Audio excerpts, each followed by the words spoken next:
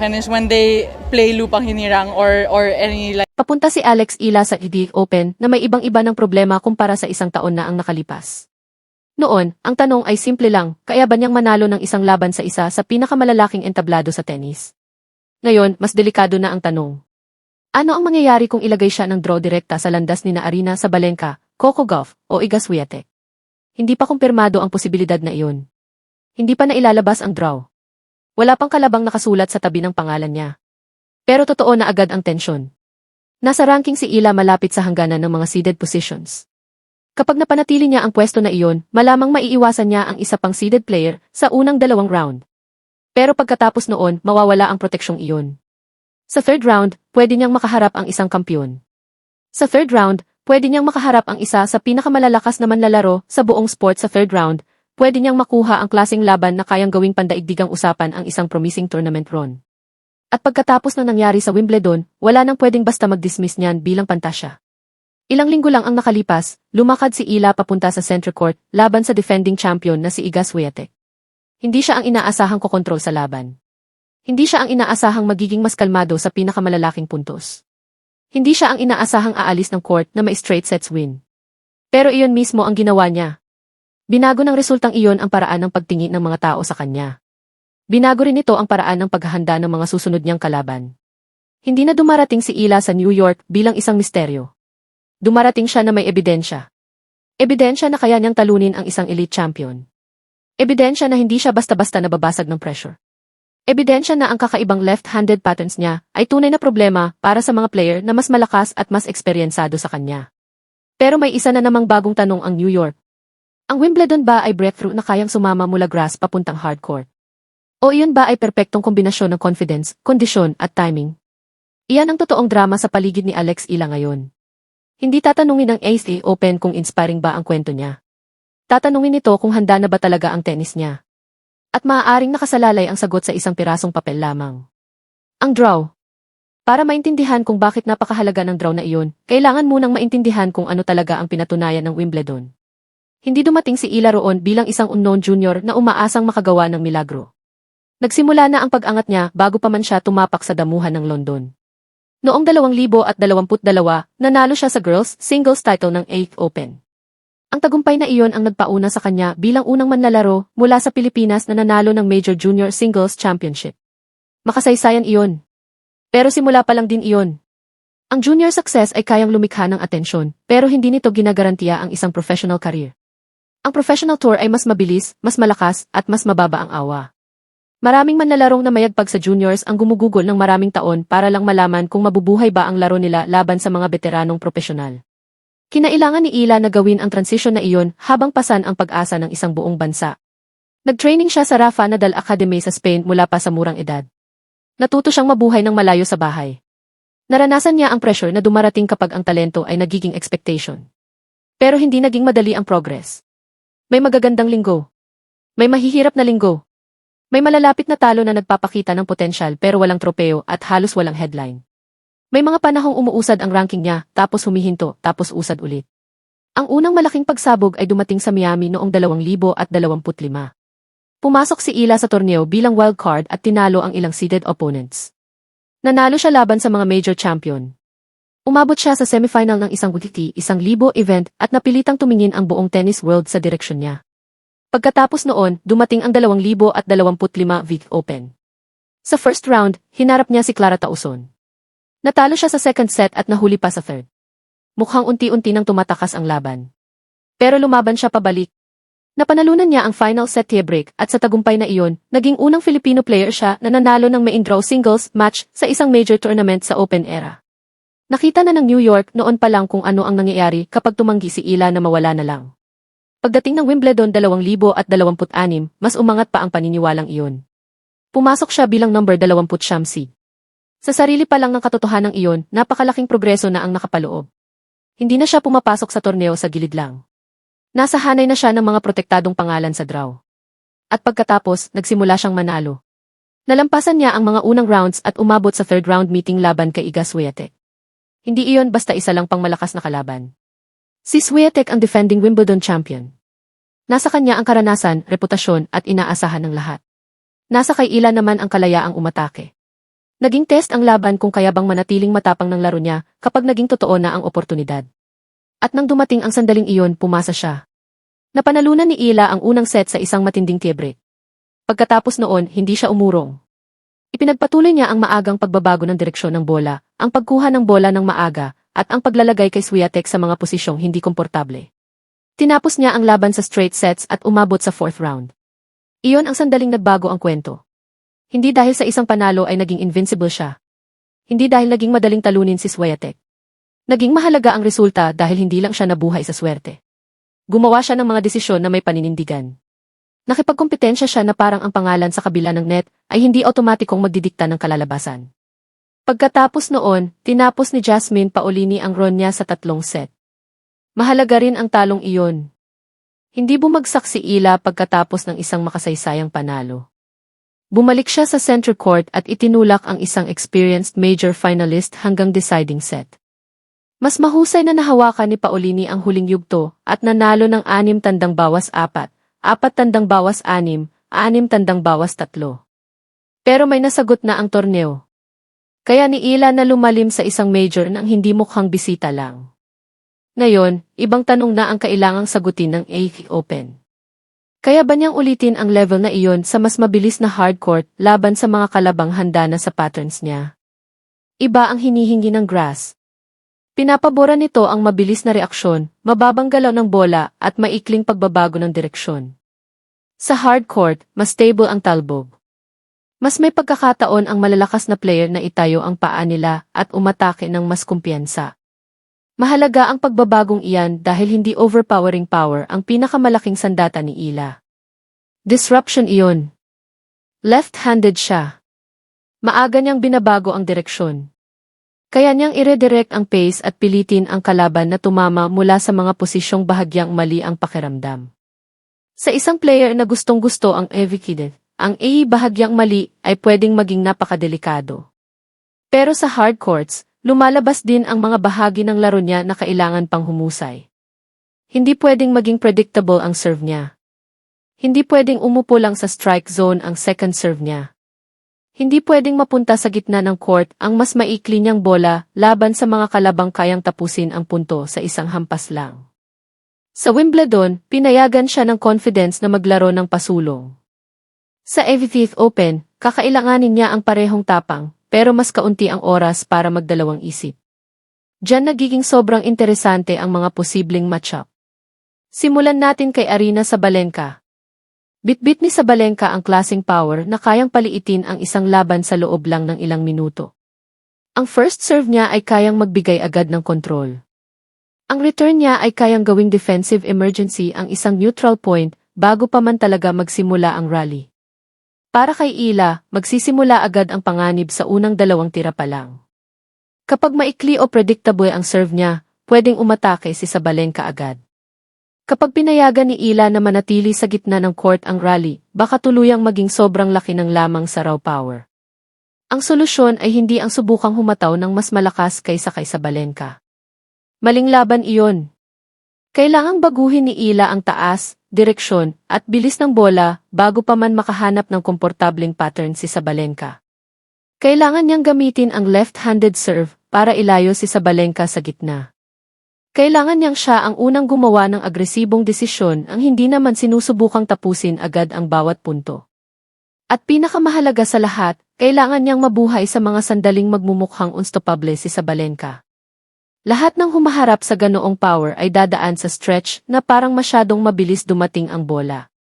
Ang tanong ay kung kaya bang manatiling matiisin ni Ila sa gitna ng bagyong iyon. Kapag naging emosyonal siya at nagsimulang pilitin ang low percentage shots, pwedeng mawala agad ang laban. Pero kung matatanggap niya na may mga puntos talagang hindi na masasagip at mapoprotektahan niya ang structure ng laro niya, kaya niyang panatilihin ang pressure sa scoreboard. Paborito ba si Ila sa matchup na iyon? Hindi. Pero hindi rin siya basta-bastang kalaban. Sunod naman si Coco Gauff. Ibang klaseng test ito. Kayang depensahan ni Gauff halos lahat ng sulok ng court. Kaya niyang ibalik ang malakas na atake bilang key isa pang bola. Kaya niyang pilitin ang kalaban na manalo sa parehong punto ng 2 beses. Mapanganib yan para sa batang player na madaling ma-frustrate. Kailangang labanan ni Ila ang tukso na umatake ng sobrang lapit sa linya. Kailangan niyang buuin ang puntos ng may disiplina, ilapit si Goff sa net kapag may pagkakataon, at iwasang gawing simpleng paligsahan ng bilis at depensa ang laban. Mahalaga ulit ang serve. Kayang atakihin ni Goff ang mahinang second serve, pero pwede rin siyang makaranas ng pressure sa sarili niyang service games. Kailangang lumikha ni Ila ng duda sa pamamagitan ng iba-ibang return positions at maagang pagbabago ng direksyon. At dito rin magiging susi ang emotional control. Laban kay Goff, may pakiramdam minsan na parang bumabalik ang bawat magandang tira.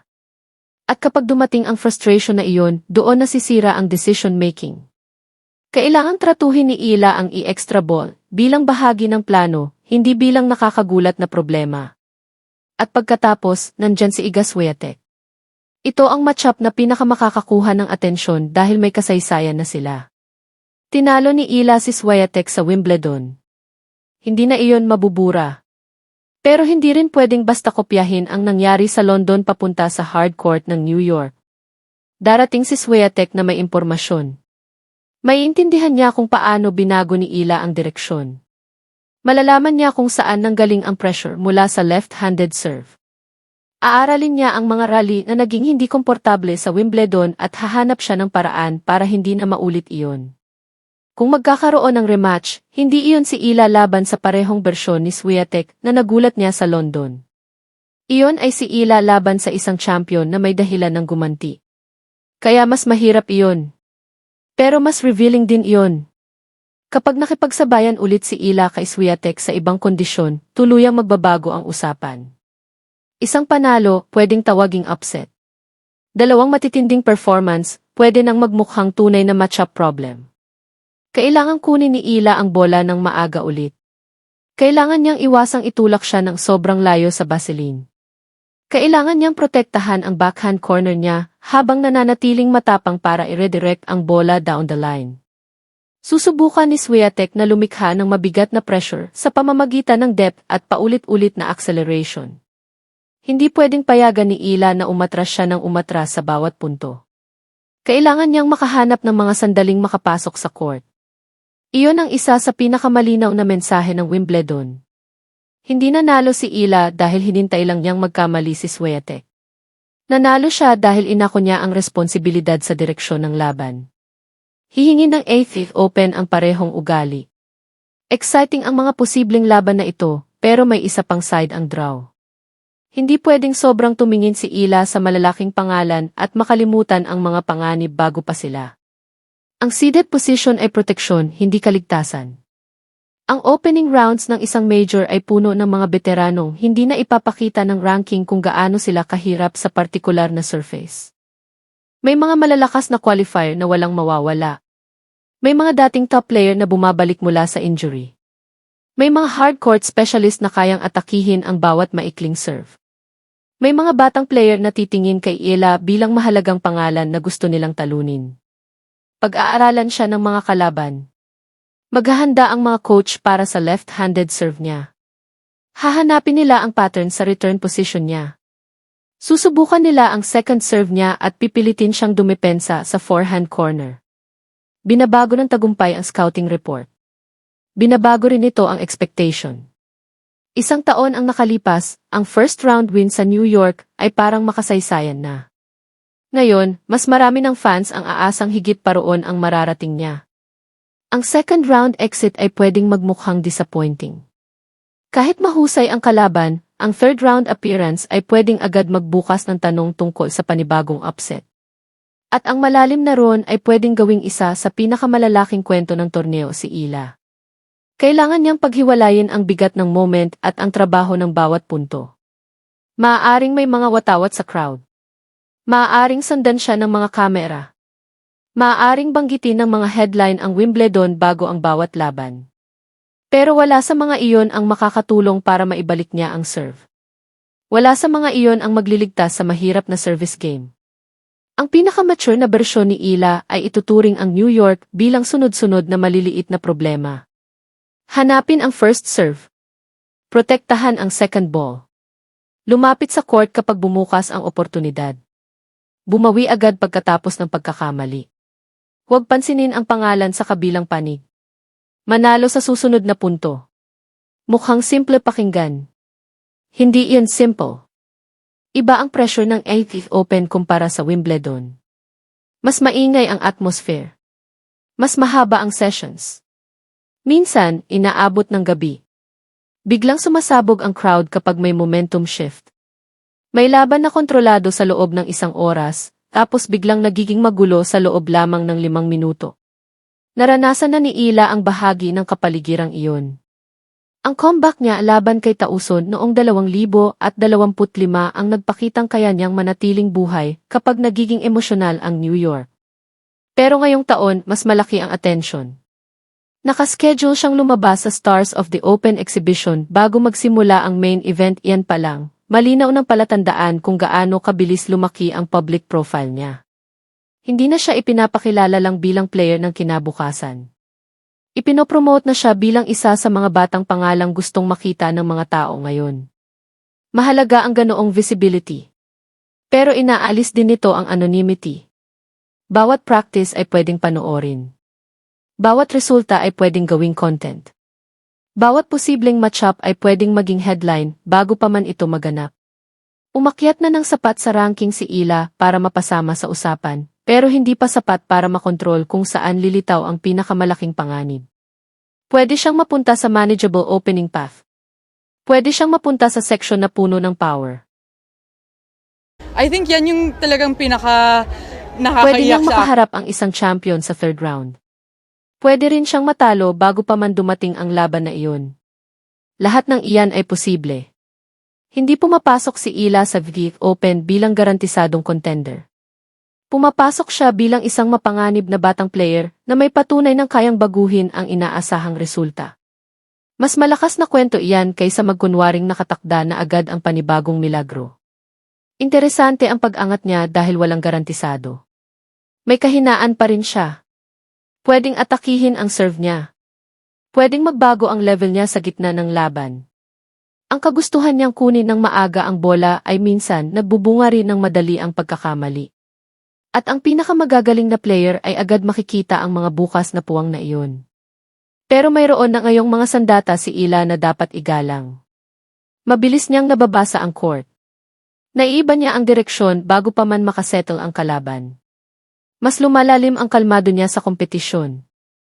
At napatunayan na niyang ang malalaking pangalan ay hindi otomatikong kumokontrol sa imahinasyon niya. Binigyan siya ng Wimbledon ng alaala na pwede niyang dalhin sa bawat major stadium. Nakatayo na siya sa tapat ng isang defending champion sa center court. Naramdaman na niya ang paghigpit ng tensyon sa laban. Nakita na niyang papalapit ang oportunidad at natapos na rin niya ang trabaho. Para kina Sabalenka, Gauff, o Swiatek, mananatili pa ring mapanganib na outsider si Ila.